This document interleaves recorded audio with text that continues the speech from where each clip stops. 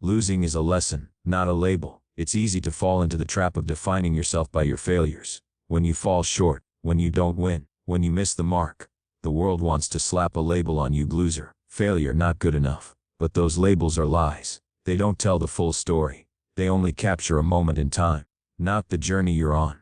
Losing is not the end of the road. It's part of the road.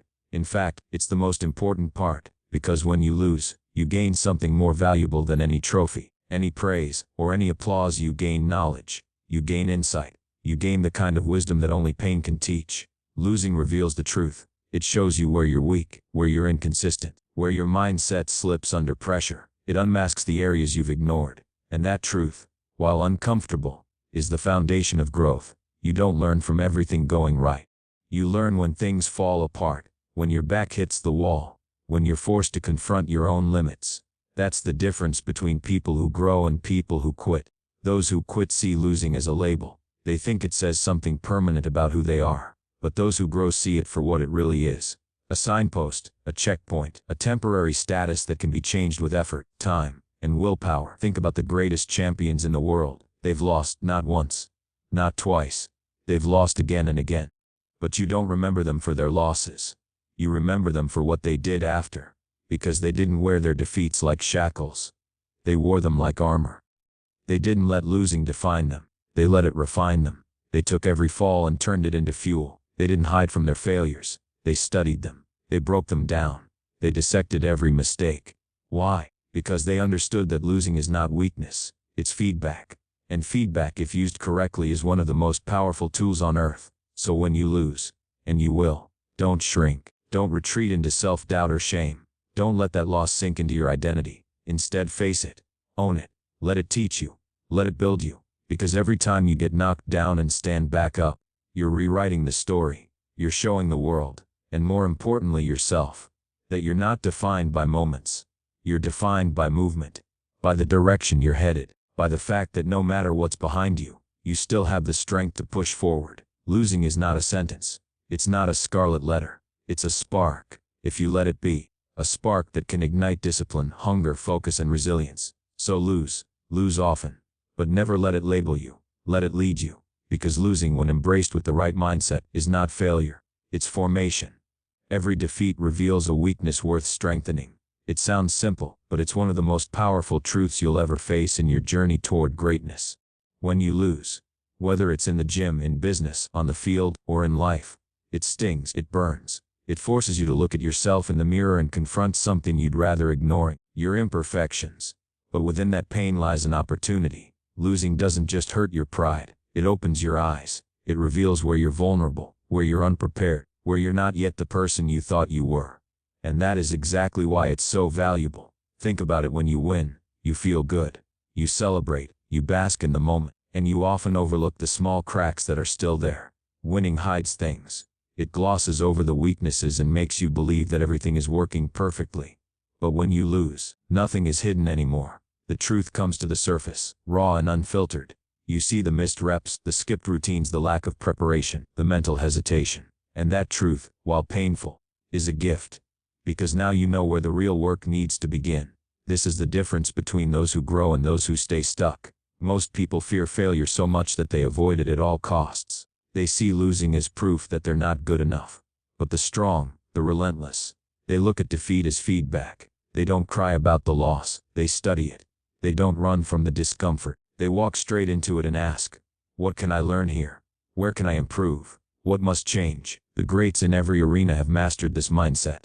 They understand that the loss is not the end of the road. It's a signpost pointing them in a better direction. They treat each failure as an opportunity to reinforce their weak points, to tighten their strategy, to push their limits further than ever before. Every loss is like a coach whispering, this part of you needs work.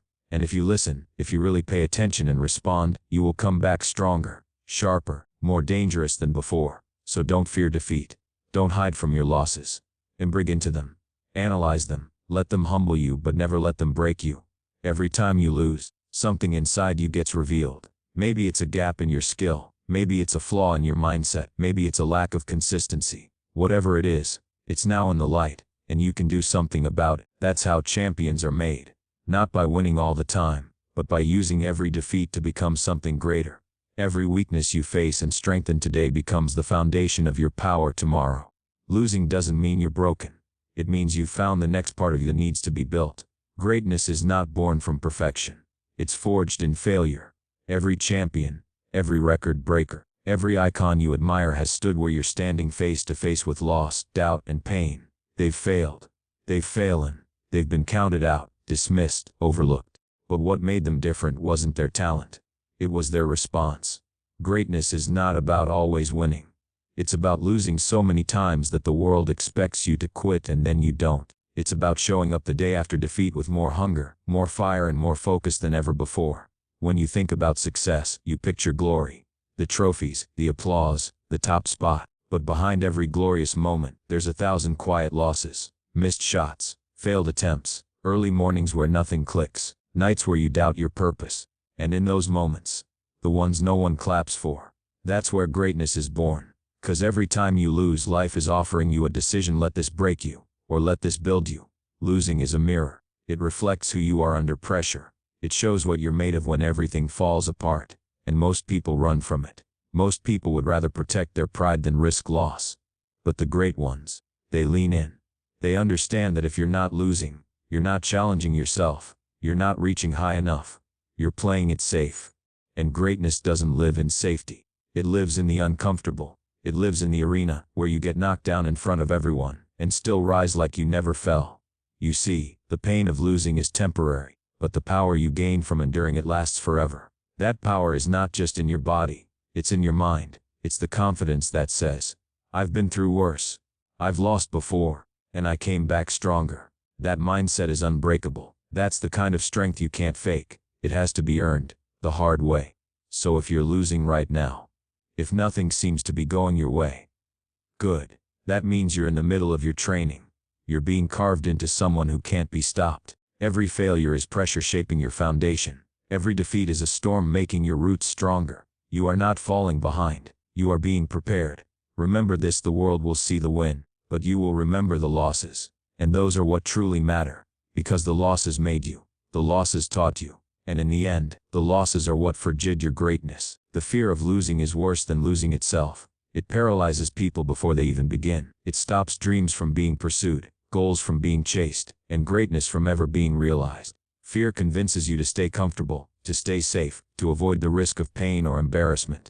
But in doing so, it robs you of everything you could become. The truth is, losing is not the end. It's not the ultimate tragedy.